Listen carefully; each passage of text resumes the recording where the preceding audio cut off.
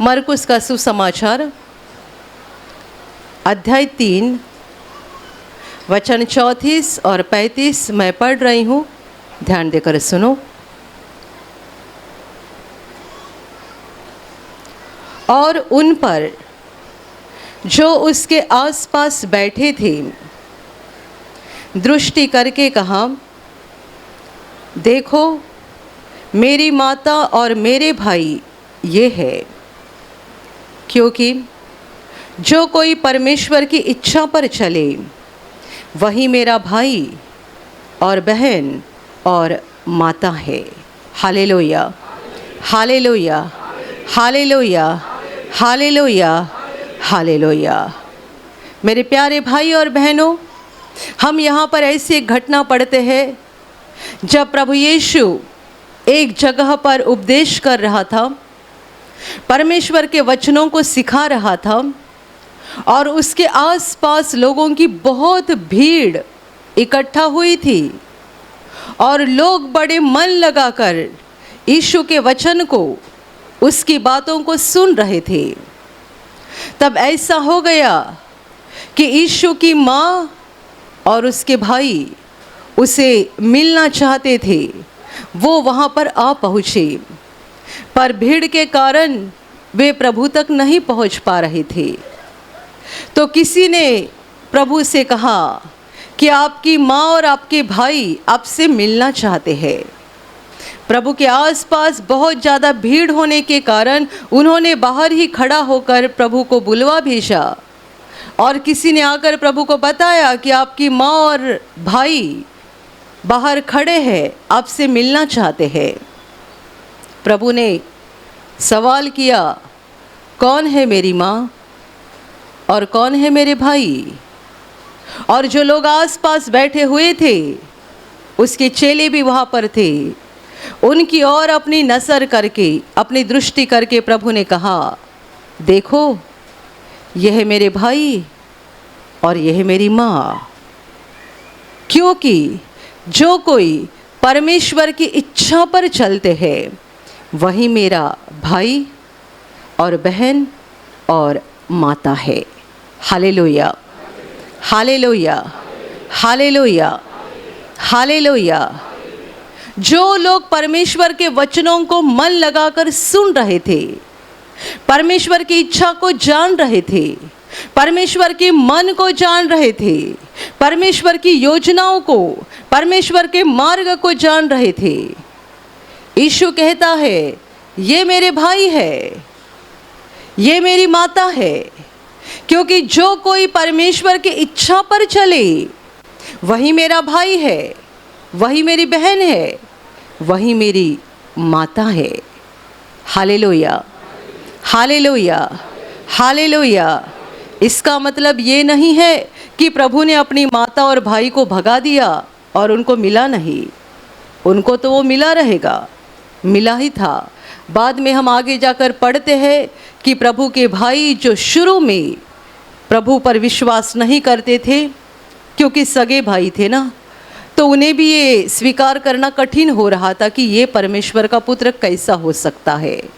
तो शुरू में यीशु के भाई भी उस पर विश्वास नहीं करते थे, पर आगे जाकर उनमें भी बदलाव हो गया। प्रभु यीशु के पुनरुत्थान के बाद ये लोग भी बदल गए और उन्होंने भी मान लिया कि यही मसीहा है और यही परमेश्वर का पुत्र है। Hallelujah, hallelujah, hallelujah. पर इस वचन के द्वारा, इस घटना के द्वारा परमेश्वर हमें क्या सिखाना चाहता है, क्या बताना चाहता है? परमेश्वर के लिए कौन सी बात महत्वपूर्ण है, या परमेश्वर हमसे क्या चाहता है? जो परमेश्वर की इच्छा पर चले वही मेरा भाई, मेरी बहन और मेरी माता है। इसका मतलब यह है कि परमेश्वर को इसी बात से बड़ी खुशी होती है, बड़ी संतुष्टि होती है जब कोई मनुष्य परमेश्वर की इच्छा पर चलता है। वही मेरी माता, वही मेरी बहन, वही मेरा भाई। इसका मतलब ये है जो परमेश्वर की इच्छा पर चलता है वो परमेश्वर का एकदम करीबी व्यक्ति बन जाता है। जितना कि हमारी माँ, हमारा भाई, हमारी बहन, उनके साथ हमारा करीबी और गहराई का रिश्ता होता है, बिल्कुल वैसा ही रिश्ता उन लोगों का परमेश्वर के साथ रहता है जो परमेश्वर के वचन के अनुसार चलते हैं, परमेश्वर की इच्छा पर चलते हैं। Hallelujah, hallelujah, hallelujah. मेरे प्यारे भाई और बहनों, परमेश्वर इस दुनिया से क्या चाहता है, कौन सी चीज़ वो मांगता है, उसे किस चीज़ की ज़रूरत है, किसकी चाहत है, इस वचन के द्वारा हम सीखते हैं। परमेश्वर ऐसे लोग चाहता है जो उसके वचन पर चलते हैं। परमेश्वर ऐसे लोग ढूंढता है जो उसकी इच्छा पर चलते हैं। दुनिया में परमेश्वर ने हजारों, लाखों, करोड़ों और अनगिनत मनुष्यों को बनाया है। आदम से लेकर आज के दिन तक परमेश्वर ने कितने इंसान दुनिया में बनाए, और दुनिया का अंत हो जाएगा तब तक संसार में लोग रहेंगे। परमेश्वर ने अनगिनत मनुष्यों को बनाया और उनमें से वो ढूंढ रहा था, आज भी ढूंढ रहा है। उसका एक काम शुरू है। वो क्या ढूंढता है, वो क्या खोजता है? ऐसे लोग जो उसकी इच्छा पर चलते हैं। Hallelujah, hallelujah, hallelujah. मेरे प्यारे भाई और बहनों, लोग दुनिया में बहुत है, थे, आज भी है, कल भी रहेंगे। परमेश्वर के पास प्रार्थना करना, मांगना सब जानते हैं, और इसमें कुछ बड़ी ताकत नहीं लगती है, पर बड़ी ताकत तब लगती है जब हम परमेश्वर की इच्छा पर चलना शुरू करते हैं। हमारी ज़रूरत पूरी हो जाए, हमें संकट से मुक्ति मिले, बीमारी से चंगाई मिले, इसके लिए हम प्रार्थना करते हैं। और दुनिया में कई सारे लोग प्रार्थना करते हैं। मैं नहीं कहूँगी कि सब लोग करते हैं, सब लोग नहीं करते हैं, क्योंकि कितने सारे ऐसे भी हैं जिनको परमेश्वर के प्रेम के बारे में और सामर्थ्य के बारे में बड़ा शक है। कुछ लोग संसार में है जो मानते हैं कि परमेश्वर दुनिया में है ही नहीं। परमेश्वर, खुदा, गॉड, ये कल्पना है, ये कहानी है, रची हुई कल्पना, मनुष्य को डराने के लिए, फंसाने के लिए बनाई हुई एक कल्पना है। परमेश्वर या खुदा या सृष्टिकर्ता या बनाने वाला, रचाने वाला, जीवनदाता ऐसा कोई है ही नहीं। ऐसे मानने वाले थोड़े बहुत लोग संसार में है, तो उनका प्रार्थना करने का कोई सवाल ही नहीं आता है। जबकि वे परमेश्वर को मानते ही नहीं है, तो वो प्रार्थना क्यों करेंगे और कैसे करेंगे? तो ऐसे लोग हैं जो कहते हैं परमेश्वर नहीं है, इस दुनिया को बनाने वाला कोई नहीं है, सब कुछ अपने आप तैयार हो गया, अपने आप सब अपने आप बन गया। मनुष्य अपने आप बन गया, प्राणी अपने आप बन गए, पंछी अपने आप बन गए, पूरा ब्रह्मांड अपने आप बन गया। ऐसा बोलने वाले बुद्धिमानी लोग दुनिया में है, तो वो परमेश्वर के पास प्रार्थना नहीं करेंगे क्योंकि उनका विश्वास ही नहीं है। और कुछ लोग ऐसे हैं जिनको कहीं लगता है कि ये ब्रह्मांड अपने आप नहीं बना है, किसी ने तो उसको बनाया है। परमेश्वर है, बनाने वाला है, रचाने वाला है, पर वो हमारी सुनता है क्या? वो हमारी देखता है क्या? वो उसके सामर्थ्य को हमारे जीवन में प्रकट करता है क्या? इस बात को लेकर उनके मन में बहुत सारे सवाल है, वे उलझन में है। परमेश्वर के प्रेम के बारे में, परमेश्वर के सामर्थ्य के बारे में कई बार वे प्रार्थना करते भी है, पर उनकी प्रार्थना यानी बस उनके मुंह की बात होती है, उनके अंदर कोई विश्वास नहीं होता है कि मैंने मांगा है, मेरा बनाने वाला मेरी प्रार्थना को सुनेगा, जवाब देगा। ऐसा कोई विश्वास नहीं होता है, क्योंकि परमेश्वर के प्रेम और सामर्थ्य के बारे में उनके मन में उलझन रहती है, शक रहता है। Hallelujah, hallelujah, hallelujah. और कई प्रकार के लोग हैं, आप में से बहुत सारे लोग हैं जिन्होंने विश्वास किया है परमेश्वर जिंदा है, वो हमसे प्रेम करता है, वो हमारी प्रार्थना को सुनता है, वो हमें जवाब देता है, वो हमें चंगा करता है, वो हमें दुखों से मुक्त करता है, वो हमें आशीषित करता है, वो हमारे जीवन की हर घटी को पूरा करता है, वो हमारी रक्षा करता है। हमने विश्वास को प्राप्त किया है और इस विश्वास के द्वारा हम मांगते हैं, हम प्रार्थना करते हैं और हमारे विश्वास के कारण परमेश्वर हमारे जीवन में काम भी करता है और हम अनुभव करते हैं कि परमेश्वर सचमुच जीवित है। ये कोई कल्पना नहीं है, वो हमारा बनाने वाला हमारा बाप है जो हमसे प्रेम करता है, हमारी सुनता है और हमें जवाब देता है। Hallelujah, hallelujah. यदि आप इस तरीके के व्यक्ति हो तो आज परमेश्वर का वचन आपको बता रहा है, आपको इससे भी और एक कदम आगे बढ़ना है। आप विश्वास में बढ़ रहे हैं, ये विश्वास लेकर आगे चल रहे हैं कि मेरा बनाने वाला, मेरा सृष्टिकर्ता, मेरा जीवनदाता जिंदा है, वो मुझ पर देखता है, वो मुझसे प्रेम करता है। यदि विश्वास को लेकर आप अपनी जिंदगी को आगे लेकर जा रहे हैं तो अभी और एक कदम आगे बढ़ो और आप केवल परमेश्वर के पास मांगने वाले लोग ना बनो, परंतु परमेश्वर की इच्छा पर चलने वाले लोग बनो। जिन्होंने विश्वास को प्राप्त किया है उनमें से बहुत सारे लोग इसी कदम पर रुक जाते हैं कि वे बस मांगते रहते हैं। कुछ समस्या होती है, मांगते हैं, कुछ घटी है, मांगते हैं। ये मांगना बुरी बात नहीं है, गलत बात नहीं है। हम हमारी घटी के लिए प्रभु के पास मांगे, हम अपनी समस्याओं के लिए प्रभु के पास मांगे, हम अपनी बीमारियों के लिए प्रभु के पास मांगे, हम अपने आशीषों के लिए प्रभु के पास मांगे। ये मांगना भी ज़रूरी है, पर आगे का कदम ये है, जब हम परमेश्वर के द्वारा जवाब को पाते हैं, आशीष और छुटकारे को पाते हैं, उसके बाद हम आगे का कदम उठाए और हम केवल मांगने वाले लोग ना बने, परंतु परमेश्वर की इच्छा पर चलने वाले लोग बने। क्योंकि अब तक हम ऐसे लोग थे कि मुझे जो पसंद है, मुझे जो अच्छा लगता है वही हम करते थे। हम जो पसंद करते हैं, हमारी मर्जी क्या है उसके अनुसार हम चलते थे। पर अभी हम एक कदम आगे बढ़े और ऐसे लोग बने जो परमेश्वर की इच्छा पर चलते हैं। क्योंकि समझ लेना, परमेश्वर दुनिया में ऐसे ही लोगों को ढूंढ रहा है, खोज रहा है जो उसकी इच्छा पर चलते हैं। और ऐसे लोगों पर परमेश्वर संतुष्ट होता है, प्रसन्न होता है। ये परमेश्वर के लाडले लोग बन जाते हैं। धरती पर परमेश्वर उनको आशीषित करेगा ही, पर सबसे बड़ी बात, वे अनंत काल परमेश्वर की मौजूदगी में स्वर्ग में रहेंगे, हंसते रहेंगे, क्योंकि उन्होंने परमेश्वर के हृदय को खुश कर दिया था।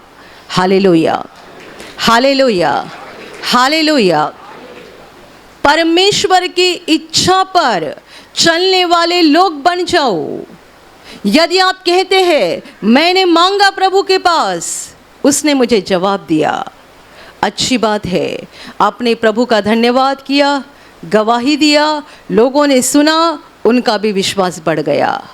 यहाँ तक आपका काम खत्म नहीं होता है, अभी आपको आगे और कदम बढ़ाना है और ये देखना है, यदि परमेश्वर ने मेरी प्रार्थना को सुना है, यदि उसने मुझे जवाब दिया है, इसका मतलब वो मेरी सुनता है, वो मुझ पर देखता है। तो अभी मुझे मेरी इच्छा के अनुसार नहीं, परंतु परमेश्वर की इच्छा को जानकर उसकी इच्छा पर चलना है, ताकि मैं उससे प्रसन्न करने वाली व्यक्ति बन जाऊं, परमेश्वर को संतुष्ट करने वाली व्यक्ति बन जाऊं। हालेलुया। अपने यहाँ केंद्र में फ़िलहाल एक बहुत खूबसूरत गवाही आई थी, आप में से बहुत सारे लोगों को याद होगी। जवान बहन है, कितने सालों से वो बीमार थी, सर से लेकर पैर तक कहाँ कहाँ उसको क्या क्या बीमारी होती थी, कितने सालों से बीमार थी। और इन सारी बीमारियों को लेकर उसका शरीर भी ऐसा बन गया था कि वो अपने घर में कुछ काम नहीं कर पाती थी। उसके खुद के शब्द है कि मेरे बर्तन मोरी में 3-3 दिन सड़ते रहते थे, पर मैं उनको धो भी नहीं पाती थी। एक ही काम कैसा तैसा वो कर पाती थी, वो था बच्चों के लिए खाना बनाना, क्योंकि छोटे छोटे बच्चे हैं तो उनको खाना बनाना तो चाहिए। बस उतना एक काम बड़ी मुश्किल से वो करती थी, बाकी कुछ काम नहीं कर पाती थी। यहाँ तक कि उसने खुद कहा कई बार दिन भर में एक गिलास पानी भी नहीं पीती थी, बिस्तर पर लेटी रहती थी। पूरे शरीर में कहीं ना कहीं समस्या, कहीं ना कहीं दर्द, कहीं ना कहीं बीमारी, और बहुत परेशान थी। जब वो यहाँ प्रार्थना में आ गई, उसने कहा प्रार्थना के समय जब बताया गया बीमार भाग पर हाथ रखो, तब मेरे सामने ये सवाल खड़ा हो गया कि मैं हाथ कहाँ पर रखूँ। हाथ तो दो है, बीमारी तो बहुत है। सर में भी बीमारी है, सीने में भी है, पैर में है, कमर में है, पेट में है, सब जगह बीमारी बीमारी है। पूरा शरीर बीमारी से भरा हुआ है। हाथ तो दो है तो हाथ कहाँ कहाँ पर रखे। जब ये बहन प्रार्थना में आने लगी शुरू में, तब प्रार्थना के समय उसके सामने सवाल रहता था कि हाथ कहाँ पर रखे। पर उसने प्रार्थना में आना शुरू रखा, निवासी शिविर में भाग लिया, और उसके बाद परमेश्वर का ऐसा बड़ा अनुग्रह हो गया कि उसका पूरा शरीर ठीक हो गया। सर से लेकर पांव तक पूरे शरीर में जो भी समस्याएं थी, जो भी तकलीफें थी, प्रभु ने पूरी तरह से निकाल दी। अच्छी हो गई, चंगा हो गई। और फिर से जब प्रार्थना में आई और बताया गया कि बीमार भाग पर हाथ रखो, तब वो सवाल करने लगी अपने आप को, मुझे कहीं दर्द नहीं हो रहा है तो अभी हाथ कहाँ पर रखे। जिसको पहले ये सवाल था कि हाथ कहाँ कहाँ रखूँ, पूरे शरीर में समस्या है, उसको प्रभु ने ठीक करने के बाद अभी ये सवाल खड़ा हो गया कि अभी हाथ कहाँ पर रखूँ, क्योंकि अभी मुझे कहीं बीमारी ही नहीं है। पर ये बुद्धिमानी बहन निकली। वो कहती है, अब जब सिस्टर यहाँ से बोलती है बीमार भाग पर हाथ रखो, मैं अपने दोनों हाथों को सीने पर रखती हूँ और प्रभु से कहती हूँ, ऐसा अनुग्रह कर कि मैं तेरी इच्छा पर चलूँ, तेरे रास्ते पर चलूँ, मैं तुझसे कभी न भटकूँ। मेरे दिल को सीधा कर दे, मेरे मन को अच्छा कर दे, ताकि मैं तेरी इच्छा पर चलूँ। और यदि मैं भटकूँ भी, यदि मैं टेढ़े रास्ते से जाऊँ भी, तो मुझे फटका भी लगाना, ताकि मैं फिर से सीधी हो जाऊँ। हालेलुया। मैं आपको कहूँ, ये बुद्धिमानी बहन है, और ये बुद्धिमत्ता पाने के लिए डिग्री नहीं लगती है। ये तो बहुत ज़्यादा पढ़ी लिखी बहन है, ऐसी बात नहीं है। मेरे प्यारे भाइयों और बहनों, यदि किसी ने जान लिया है, परमेश्वर का अनुभव करने के बाद जान लिया है कि मेरे लिए ज़रूरी है कि मैं अपनी इच्छा पर नहीं परंतु परमेश्वर की इच्छा पर चलूँ, तो वह मनुष्य बुद्धिमानी है, और उस मनुष्य ने जिंदगी के सच्चे मकसद को जान लिया है। आप मुझे बताओ, लोग खाते हैं, पीते हैं, यहाँ वहाँ घूमते हैं, सोते हैं, काम धंधा करते हैं, सालों साल यही करते हैं, एक दिन बूढ़े हो जाते हैं, बीमार हो जाते हैं, मर जाते हैं। बताओ, जीवन का मकसद क्या है? जिंदगी का मतलब क्या है? खाया पिया, यहाँ वहाँ घूमे, अपनी इच्छा के अनुसार जो चाहिए था वो कर दिया, बाद में बीमारी भी आती है, बुढ़ापा आता है, कोई जवान हमेशा जवान नहीं रहता है। जो कोई अभी 50 साल का बन गया है, वो अपने 25 साल की उम्र का फ़ोटो देखेगा और कहेगा, ये जवानी कितनी अच्छी थी ना, ऐसा ही दिखना चाहिए था, ऐसा ही होना चाहिए था।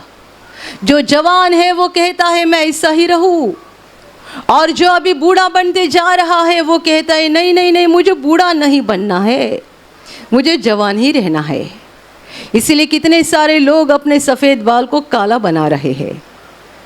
प्रभु ने कहा है, तुम अपने एक बाल को भी काला या सफ़ेद नहीं बना सकते हैं।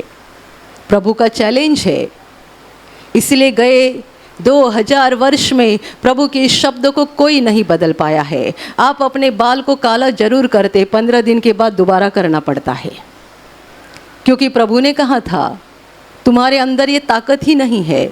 एक बाल को भी तुम काला या सफ़ेद नहीं कर सकते हैं, तो क्या कर सकते हो बताओ? कुछ हमारे पास ताकत नहीं है। हमारी सब ताकत परमेश्वर में है। यदि वो हमारे साथ है तो हम ताकतवान है। यदि वो हमारे साथ है हम अमीर है। यदि वो हमारे साथ है हम धनवान है। यदि वो हमारे साथ है हम दुनिया की अमीर, धनवान, शक्तिशाली, सामर्थ्यशाली और बुद्धिमानी व्यक्ति है। यदि परमेश्वर हमारे साथ है, और यदि परमेश्वर हमारे साथ नहीं है तो हमारे पास कितना भी पैसा होने दो, कितनी भी संपत्ति जायदाद होने दो, कुछ भी होने दो, हम कंगाल है, गरीब है, दुर्बल है, कमज़ोर है। Hallelujah, hallelujah, hallelujah, hallelujah. हर कोई जवान रहना चाहता है, पर नहीं, जिंदगी खत्म होते जाती है, बुढ़ापा आते जाता है, और अंत में कई लोग इस हद तक शरीर में कमज़ोर बन जाते हैं कि इस इंतज़ार में रहते हैं कब मौत आ जाएगी, कब मौत आ जाएगी। जब जीना जीते हैं तब लगता है मरना नहीं है, पर कभी कभी ऐसी हालत हो जाती है कि मौत का इंतज़ार करना पड़ता है। मरना है, अच्छा हो जाएगा, जिंदगी से छुटकारा हो जाएगा। Hallelujah, hallelujah. कितने सारे लोग संसार में आए और चले गए। हम क्या हम भी रहेंगे? 100 साल के बाद दुनिया रही तो हम में से कोई नहीं होंगे। इस धरती पर सारे दूसरे लोग होंगे, आपके बच्चे, आपके पोते, जो भी रहेंगे, पर हम में से कोई नहीं रहेगा। जिन बच्चों का आज संसार में जन्म हुआ है, जो आज इस धरती पर पैदा हुए हैं, संसार भर में ऐसे लाखों बच्चे रहेंगे जो आज पैदा हुए हैं। 100 साल के बाद उनमें से कोई धरती पर नहीं रहेगा। Hallelujah, hallelujah. तो जिंदगी का मकसद क्या है? खाना पीना, अपनी मर्जी के अनुसार चलना, पाप में डूबे रहना, बीमारी में डूब जाना और एक दिन अंत हो जाना, मर जाना। क्या यही जिंदगी का मकसद है? परमेश्वर ढूंढ रहा है कौन से लोग जो उसकी इच्छा पर चलते हैं। दुनिया में थोड़े ही लोग ऐसे होते हैं जो परमेश्वर की इच्छा पर चलते हैं, और ऐसे लोगों को परमेश्वर चुनकर बहुतायत से आशीषित करता है। हम पुराने नियम में देखते हैं परमेश्वर ने अब्राहम को कैसे चुना, परमेश्वर ने मूसा को कैसे चुना, परमेश्वर ने दाऊद को कैसे चुना। ये लोगों को परमेश्वर ने क्यों चुना? ये पवित्र लोग थे ऐसा नहीं है, परंतु ये परमेश्वर पर प्रेम करने वाले लोग थे, परमेश्वर की इच्छा पर चलने वाले लोग थे, परमेश्वर का भय मानकर परमेश्वर के वचन के अनुसार चलने वाले लोग थे। और इसलिए उन लोगों को परमेश्वर ने चुना, आशीषित किया, उनको बड़ा बनाया, महान बनाया। Hallelujah, hallelujah, hallelujah. मेरे प्यारे भाइयों और बहनों, प्रभु यीशु ने ये नहीं कहा ये मेरे पास प्रार्थना करने वाले लोग हैं, ये मेरे पास मांगने वाले लोग हैं, इसलिए ये मेरे भाई है, ये मेरी बहनें हैं, ये मेरी माता है। मेरे पास प्रार्थना करने वाले, मेरे पास मांगने वाले, दुआ करने वाले, ये मेरे भाई बहन माता है, ऐसा नहीं कहा है, परंतु ये कहा है जो कोई मेरे परमेश्वर पिता की इच्छा पर चले, जो कोई परमेश्वर की इच्छा पर चले, वह है मेरा भाई, मेरी बहन, मेरी माता। इसका मतलब यह है कि परमेश्वर ऐसे ही लोगों को ढूंढ रहा है जो उसकी इच्छा के अनुसार चलते हैं। Hallelujah, hallelujah, hallelujah, hallelujah. इसलिए अपने आप में दिन ही दिन बदलाव करते जाओ, बदलाव करते जाओ, बदलाव करते जाओ। यदि आपकी तनख्वाह 5,000 है तो आप चाहते हैं ना कि 10,000 बन जाए। 10,000 है तो आप चाहते हैं ना 15,000 बन जाए। 15,000 है तो आप चाहते हैं ना 25,000 बन जाए। और जिसकी 1 लाख तनख्वाह है वो भी चाहता है 1.25 लाख बन जाए। 1.25 लाख है वो भी चाहता है 1.5 लाख बन जाए। हर कोई नहीं कहता बस बस बस अभी बहुत तनख्वाह हो गई। आपने ऐसे आदमी को देखा है कहीं? ऐसे व्यक्ति को कहीं देखा है, बस बस बस अभी मेरी तनख्वाह को मत बढ़ाओ। आप अपनी तनख्वाह को बढ़ाना चाहते हैं, इस भौतिक संपत्ति को आप बढ़ाना चाहते हैं, तो बता दीजिएगा कि आत्मिक जीवन में हमें कितनी उन्नति करनी चाहिए। सांसारिक बातें, शारीरिक बातें हम बढ़ाना चाहते हैं, तो आत्मिक बातों में कितना बढ़ना चाहिए। परमेश्वर के पास केवल मांगने वाले लोग ना बनो, ये दो वो दो, ठीक करो, समस्या को दूर करो, ये प्रार्थना शुरू रखो, पर इसके साथ साथ अपने कदम को आगे बढ़ाते जाओ और ये परखते जाओ कि मेरे जीवन में परमेश्वर की इच्छा के खिलाफ क्या है, परमेश्वर मेरे बारे में क्या चाहता है, मैं कौन से रास्ते से चलूं, मेरा जीवन कैसा रहे, मैं किसके साथ बातें करूं, मैं किसके साथ प्यार से बर्ताव करूं, मैं किसके साथ मेल करूं, मैं किसे ग्रहण करूं, मैं किसकी सेवा करूं, मैं क्या करूं, परमेश्वर की मेरे बारे में क्या इच्छा है, परखो, जानो और परमेश्वर की इच्छा पर चलते रहो, ताकि आपके जीवन के द्वारा परमेश्वर संतुष्ट हो जाएगा। परमेश्वर मनुष्यों से बड़ी बड़ी उम्मीद नहीं रखता है, उसकी हमसे बड़ी उम्मीद नहीं है, छोटी उम्मीद है कि जब हम उसके प्रेम और सामर्थ का अनुभव करते हैं, उसके बाद हम उसके वचन पर चलने वाले लोग बन जाए। Hallelujah, hallelujah. कई लोग मरते दम तक इस कदम को उठाते ही नहीं और आगे बढ़ते ही नहीं। उन्होंने विश्वास को पाया है पर उसी जगह पर खड़े रहते हैं। हर दिन मांगते जाओ, दुआ करते जाओ, विनती करते जाओ, इस जगह से आगे नहीं बढ़ते हैं और अपनी आत्मिक उन्नति, आत्मिक तरक्की नहीं करते हैं। मेरे प्यारे भाइयों और बहनों, परमेश्वर की इच्छा पर चलने वाले लोग बनो, इसके लिए आपको अपने आप को बदलना पड़ेगा, क्योंकि हम सब पापी लोग हैं। हमारे विचार गलत है, हमारी आदतें गलत है, हमारी चाहत गलत है, हम पापी लोग हैं। हमारे दिमाग में आने वाले विचार गलत रहते हैं, हम बुरे विचार करते हैं, बुरी बातें बोलते हैं, बुरा काम करते हैं। हमारी इच्छा, हमारी चाहत बहुत बार बुरी होती है, गलत होती है, क्योंकि हमारे अंदर पाप है। इसलिए हमें अपने आप को बदलना है और परमेश्वर की इच्छा को जानकर, परमेश्वर क्या चाहता है ये पहचान कर, मुझे क्या अच्छा लगता है ये करने में दिलचस्पी नहीं लेनी है, परंतु परमेश्वर क्या चाहता है ये करने में दिलचस्पी लेनी चाहिए। Hallelujah, hallelujah, hallelujah, hallelujah. यदि परमेश्वर आपके किसी दुश्मन को आपको मदद करने के लिए बता रहा है, आपके मन में बड़ा गुस्सा है उसके लिए, परमेश्वर यदि आपको बोल रहा है उसकी मदद कर, तो आप अपने विचार को एक तरफ रख दो, आपके मन के गुस्से को निकाल दो, आपके दुश्मन की मदद करो। परमेश्वर क्या कहता है, उसकी क्या इच्छा है, यदि उसकी इच्छा पर हम चलेंगे तो उसके लाडले लोग बन जाएंगे। यीशु कहता है, यह है मेरे भाई, यह है मेरी माता, जो परमेश्वर की इच्छा पर चलते हैं वही मेरा भाई, मेरी बहन और मेरी माता है। हमें तय करना है, फैसला करना है कि हमें परमेश्वर के दिल के लोग बनना है या नहीं बनना है, परमेश्वर के करीबी व्यक्ति बनना है या नहीं बनना है। Hallelujah, hallelujah, hallelujah, hallelujah.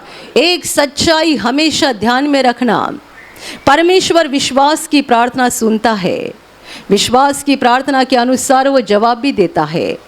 पर ऐसे लोग जो परमेश्वर के दिल के अंदर के लोग हैं, दिल के करीब लोग हैं, ऐसे लोगों के लिए परमेश्वर प्रार्थना करने से पहले ही उनको जवाब देता है और उनको आशीषित करता है। उन्होंने मांगा भी नहीं, प्रार्थना की भी नहीं, बस उनके मन में इच्छा पैदा हो गई, परमेश्वर उनकी इच्छा को पूरा करता है, क्योंकि ये परमेश्वर के करीबी लोग रहते हैं। कुछ कुछ लोग ऐसे होते हैं उनको 10 बार मांगना पड़ता है, कुछ लोग ऐसे होते हैं एक ही बार मांगते हैं, परमेश्वर तुरंत सुनता है, उनकी प्रार्थना का सम्मान करता है। ये कौन लोग हैं जिनके एक वाक्य की प्रार्थना परमेश्वर सुनता है? ये कौन लोग हैं जिन्होंने मांगा तक नहीं था, बस उनके मन में ख्याल आ गया, विचार आ गया और प्रभु ने उनको दे दिया? ये वो लोग होते हैं जो परमेश्वर के करीबी लोग हैं। और कौन करीबी लोग हैं? जो परमेश्वर की इच्छा पर चलते हैं। इन्होंने अपनी इच्छा को मार डाला है और परमेश्वर की इच्छा पर चल रहे हैं, इसलिए परमेश्वर ऐसे लोगों पर संतुष्ट रहता है। Hallelujah, hallelujah, hallelujah. मेरे प्यारे भाइयों और बहनों, इस संसार से, इस दुनिया से परमेश्वर सोना चांदी फूलों की माला नहीं चाहता है, पैसा नहीं चाहता है, ज़मीन बंगला नहीं चाहता है। परमेश्वर मनुष्य का हृदय चाहता है, ऐसा हृदय जो परमेश्वर पर सच्चाई से प्रेम करता है, नेकी से प्रेम करता है। अपने आप को बदलो, अपने दिल को बदलो और परमेश्वर की इच्छा को जानकर उस पर चलते रहो, ताकि परमेश्वर के आप करीबी व्यक्ति बन जाओगे और आपका जीवन स्वर्ग के आशीषों से भर जाएगा। Hallelujah, hallelujah, hallelujah. और अभी प्रार्थना करने का समय है। आप विश्वास करो कि एक पल में प्रभु यीशु आपको छूकर चंगाई देगा। एक पल में वो आपके जीवन का दुख निकाल देगा और आपके आंसुओं को खुशी में बदल देगा, क्योंकि उसके लिए असंभव कुछ नहीं है, अनहोनी बात एक भी नहीं है। प्रभु यीशु आज भी जिंदा है। 2000 वर्ष पहले वो शरीर रूप में धरती पर था, आज शरीर रूप में नहीं बल्कि आत्मा के रूप में है। और दुनिया के कोने कोने में जहाँ जहाँ लोग विश्वास के साथ उसको पुकारते हैं, उसके पास प्रार्थना करते हैं, उन सबों की पुकार को प्रभु सुनता है, उन्हें चंगा करता है, उनके आंसुओं को पोंछ देता है और उनके जीवन को खुशी से भर देता है। आप भी इसी विश्वास के साथ आपके बीमार भाग पर हाथ रखो, और यदि वहाँ हाथ नहीं रख सकते हैं तो अपने सीने पर हाथ रखो। प्रभु यीशु के नाम से इसी क्षण आपके शरीर की सारी बीमारियां निकल जाए। यीशु के नाम से आपके जीवन का सारा दुख निकल जाए। शैतान का हर एक काम आपके जीवन से और आपके परिवार से पूरी तरह से नष्ट हो जाए। यीशु के नाम से, प्रभु यीशु के नाम से शैतान का सारा काम आपके जीवन से नष्ट हो जाए। सारी दुष्ट आत्माओं को प्रभु यीशु के नाम से मैं आज्ञा दे रही हूँ, इसी क्षण इन्हें छोड़कर निकल जाओ और वापस उनमें नहीं आना। इसी क्षण प्रभु का महान सामर्थ आपके ऊपर आ जाए। प्रभु का महान सामर्थ आपके ऊपर आ जाए। प्रभु का महान सामर्थ आपके ऊपर आ जाए। इसी घड़ी पवित्र आत्मा की खुशी आपके दिल में आ जाए, पवित्र आत्मा की शांति आपके दिल में आ जाए और आपका जीवन स्वर्ग की रोशनी से भर जाए। आमीन।